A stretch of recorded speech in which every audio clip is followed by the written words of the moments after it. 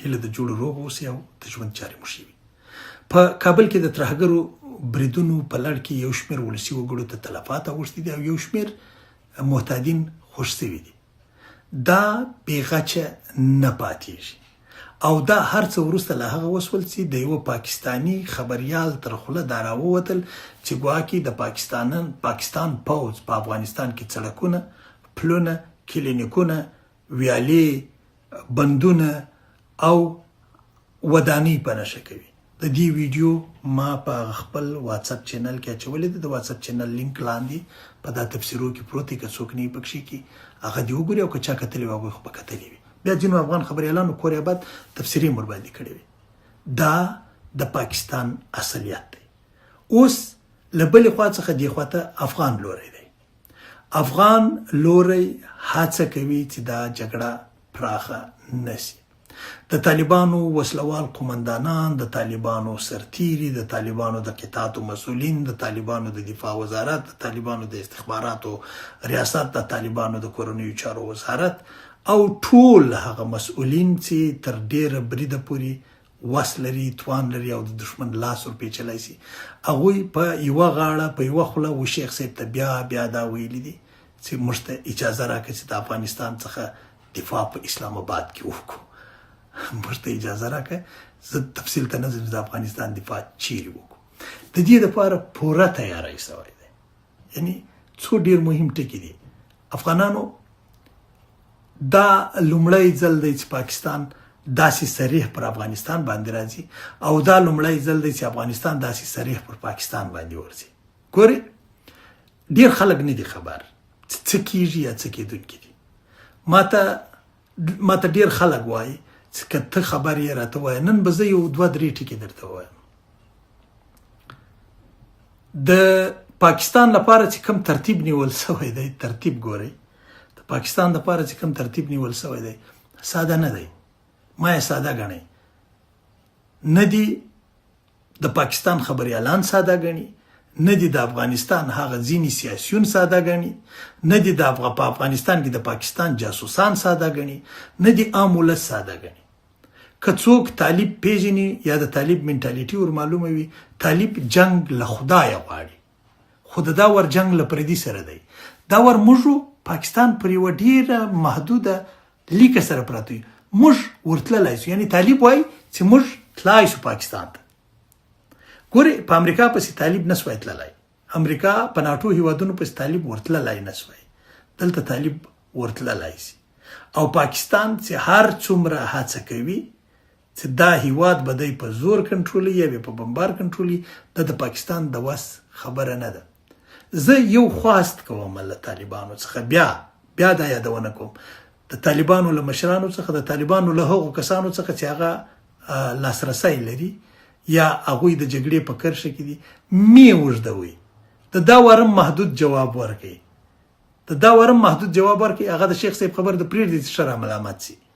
لا هم ډېر پراخ او غټ جواب ته ضرورت نشته. پرېږدي دوی د معتادین ویشتلي وي. دوی خوا د دوی خوا د ثبوتونه ما درته ویل، ثبوت یې ما په خپل چینل کې ایښی دی، تاسو به هم لیدلی وي. تا ثبوت پروت دی چې دوی وایي د افغانستان ودانۍ وویلي، بلډینګونه یې وویلي، پلونه یې وویلي، سړکونه یې وویلي. لږ انتظار وکئ، پر دې باندې به بیا وروسته غږېږو چې څوک کم ځای ولي او څنګه یې ولي. ګورئ یو لږ نقل به دا درته درکم. تر 4,000 زیاتو سرتیرو ځانونه راجستر کړي دي.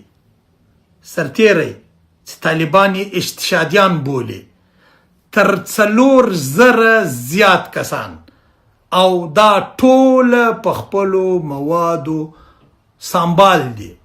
دا د افغانستان مدافع ځواک دی. ما ویلی دي چې طالبان د حکومت په اډانه کې هغه څه لري چې په نړۍ کې بل هیواد د حکومت په اډانه کې نه لري. د حکومت په اډانه کې د طالب ځواک څوک نه لري.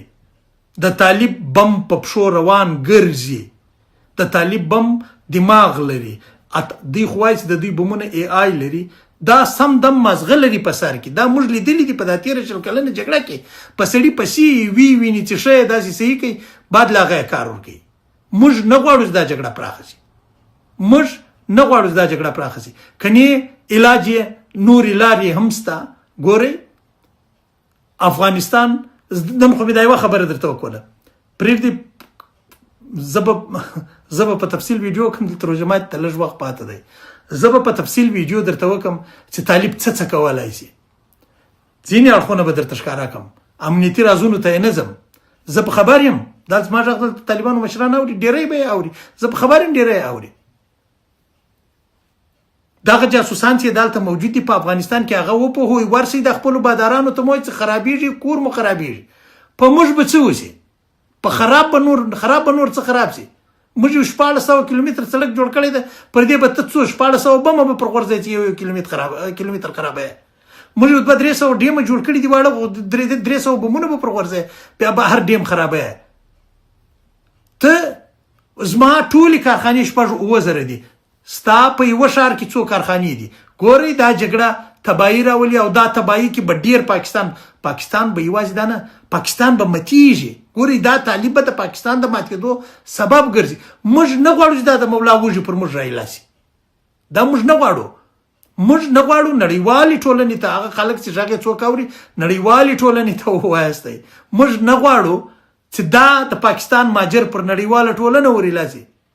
دا وږي دي دا پوروړي دي او دا په پورونو کې تر غاړې غرق دي. موږ نه غواړو چې دا سیمه نارامه شي. موږ یو سوله ییز هېواد یو. اما که مو څوک نه پرېږدي زه په ایمان او په عقیده درته ویلی شم د پاکستان څه چې په دې سیمه کې د ډېرو علاج طالب لري. ګورې ما به 6 میاشتې 7 میاشتې کال د مخه دا خبرې کولې دلته زما ملګري د هغوی سره مې ویل چې خبریالان دي هغوی ته مې ویل د طالبان ډرون الوتکې لري. نن زه درته وایم دومره ډرون الوتکې لري زما دي په خدای قسم چې پاکستان په ولاړې ودرې. اوس پاکستان وایي چې الوتکه د ننه تر الوځه ما په ولې هلکه خو په اوکراین کې هم په روسیه کې هم اوکراین د ننه ور والوځولې روسان یې په وویشتل. دا افغان وړتیا ده که دلته دی ولري نه لري کاشکې چې ویې لري کې ولري دا به ډېره لویه خبره وي. ګورئ اسرائیلو په ایران کې د ننه الوتکې ور والوځولې پر ایران باندې یې بمبار وکاوه. نه لري افغانان په پاکستان کې د ننه الوتکې کې ولري دا ډېر لوی کار دی. ګورئ او افغانان دومره الوتکې لري چې ما درته وویل ما ریکویسټ کړی ده د دفاع وزارت ته دا د غږ مې اوري ما دفاع وزارت ته هم ریکویسټ کړی ده د دوی بېلابېلو ارګانونو ته مې غوښتنه کړې ده چې ما ته اجازه راکړي زه دغه الوتکو ویډیو خپره کړم. ما سره ویډیوګانې شته ځینې د اے آی ویډیوګانې ګرځي نه له ما سره دقیقې ویډیوګانې شته ما لیدلې دي چې څومره الوتکې د افغانستان سره موجودې دي ډرون او دی په دغو ته نه ګوري دا یو څو دانې ور والوځي. یا ځینې خلک په ځینو محدودو کسانو باندې خبرې چې پلانکۍ سره الوتکې موجودې دي یوازې د فلانکي سره نه دي موجودې. دا افغانستان دی او پاکستان په سیمه کې په دښمنۍ ککړ دی.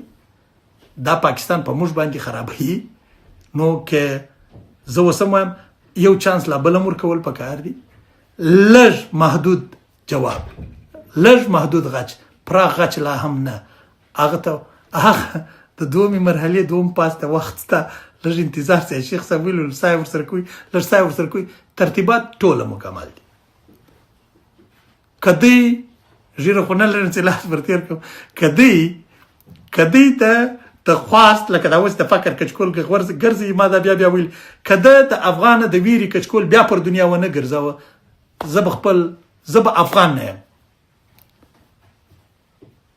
دا په دې باندې زه خبر یم زه په طالب هم خبر یم او ما د پاکستان ایمان هم رامعلوم د چې باندې د ژاړې واد ژوند خدای مو شاده باد او بریالي لره. ډېره د اندېښنې وړ خبره نه ده. دا ویډیو پر مخ در سره شریک کړي خدای به هر څه خیر کړي. دا به کېږي د داسې شریر ګاونډي په څنګ کې اوسېدلو کې دا ټول شیان ورسره تړلي دي. اباد اوسئ تر بلې لنډې